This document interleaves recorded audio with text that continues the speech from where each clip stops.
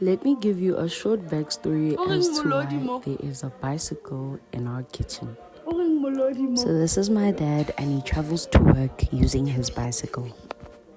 Utatam drives the old version of a VW Jetta, which he bought a couple of years ago. I think I was around 10 years old or something. And he bought it as a second-hand car. Till this day, he uses that car, and of course, over time, it started giving him issues, but he drives it regardless. On this particular day, he was telling me how the tires to his bicycle were flat and he had to repair them, and how he couldn't rely on his car to take him to work. So I told him to just focus on one thing, either fix the car or fix the bicycle. And of course, he went with the bicycle. So this was me helping him out. Hi Kesana, at this point he was just doing what he does best, which is take over literally everything. Like, my dad is the type of person that Muti, you're trying to help him out. Like, he'll just, he'd rather just do it his own way. But like, I just try and force my way through. The only reason as to why he had agreed to fix the bicycle was because I told him I was going to do it myself. So I don't think he believed that I could do it on my own. Hence, he started pitching in as well and basically ended up doing it himself. So Kengoku, he brings the bicycle into the kitchen every night because he's scared that it'll get stolen. The supervisor gave me man in comba because there was nothing more I was allowed to do.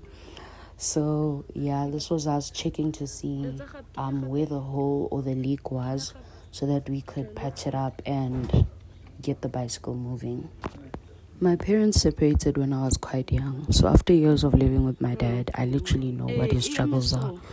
I know how we move around the house. I know how we make ends meet. I know when there's money and I know when there's no money in the house. So on this particular day, I was just trying to ease his mind and help him out because I knew what the situation was like. I admire my dad's tenacity to trudge through the mud, and it's something that I've also incorporated in my own life.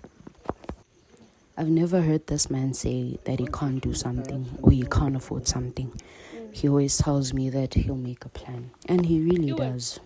I'm grateful that I get to have a dad that is reliable and that shows up without having to be asked twice. At the end of the day, we actually weren't able to fix the bicycle. The tubes that he had were too old. He needed to get new ones. So this was basically us trying to make the most of the situation, but it really did not go as planned. The tire kept getting flat again. There were too many holes. It just couldn't get done. At this point, I was starting to give up. I just told him, "Hey, Papa, hey, sorry, my guy. There's nothing more that we can do."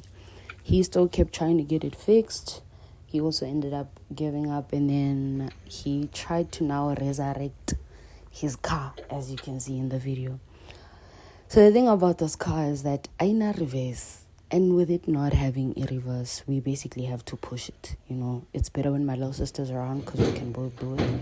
But on this particular evening, she was not. So I had to do it myself, which is also something that I learned to do from a very young age.